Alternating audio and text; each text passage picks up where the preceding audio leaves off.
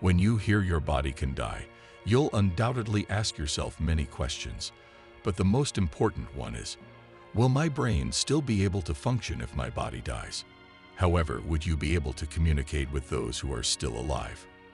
In conclusion, it is possible that the zombie apocalypse and the zombies in our brains might be connected. According to a study in the year 2013, 72% of Americans believe in an afterlife. Some people, like Professor Robert Lanza, have proposed that death is just a figment of our imagination.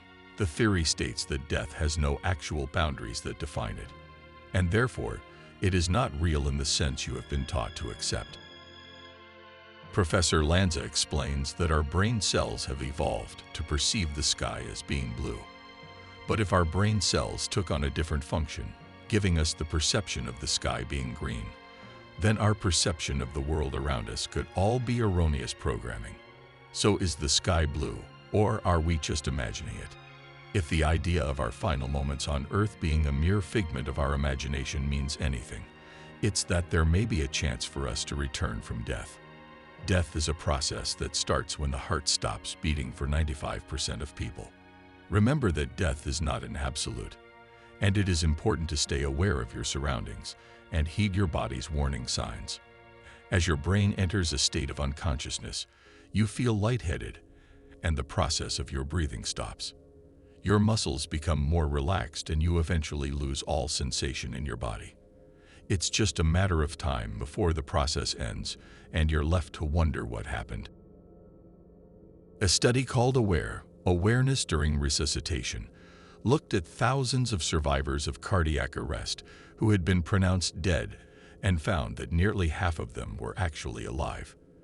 The study also found that patients in a state of cardiac arrest were more likely to survive when they experienced awareness, and the concept is becoming more common in hospitals around the world.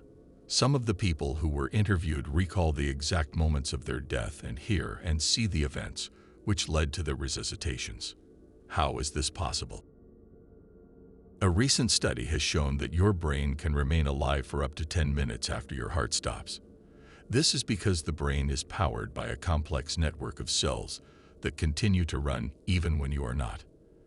This means you might hear a doctor say that you are dead, only to be told later on that your brain was still alive for a few more minutes.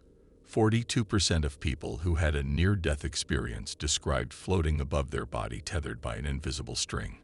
Your body is constantly communicating with the world around you, from receiving oxygen from external air to sending blood to your organs. You may not realize it, but you're constantly running a number of processes that keep your body alive. As rigor mortis sets in and your muscles begin to stiffen, other cells would just be getting to work.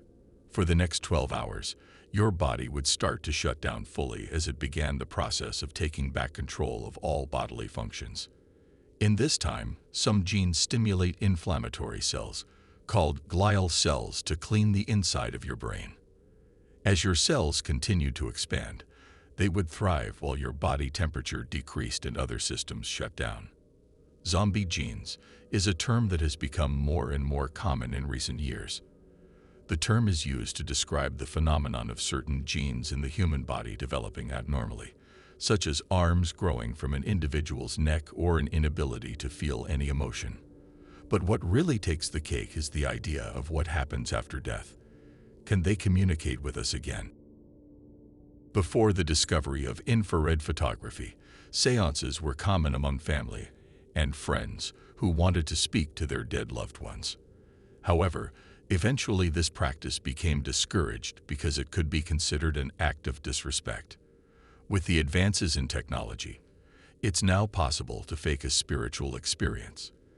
However, since we don't have definitive proof that life continues after death, spiritualists may be inclined to believe that they were able to contact a close relative or even a deceased loved one. One of the biggest mysteries that still plagues mankind is not a question, but instead it's a long-standing yet never-ending quest to find the answer. What happens after death? Without any conclusive evidence, there has been a variety of ideas about what awaits us one day. If we could prove that there is something else waiting for us after we leave our bodies, our perceptions of this life might grow dim. For the people who are willing to live life full length, it can be easy to wonder if there is something more waiting for us, something that will give us an eternal reward for our time. However, if we knew that there were actually greater rewards to be found in this life, but these rewards were not so easily given, it might have been easy for some people to die before they were ready. But the end of our lives may not be a spiritual experience at all. Instead of seeing the white light, you might see ones and zeros.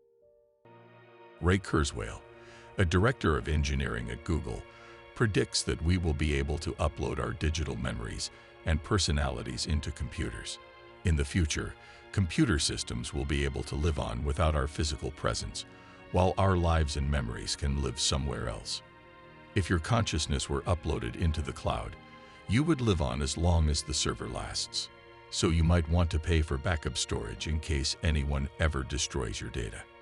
If there were a way to prove that we do not die and that we go on living after death, you would most likely view your life and the world around you with an awe-inspiring sense of wonder and appreciation for everything it has to offer. However, what if you didn't have the time to enjoy your life on Earth? What if you only lived for 24 hours?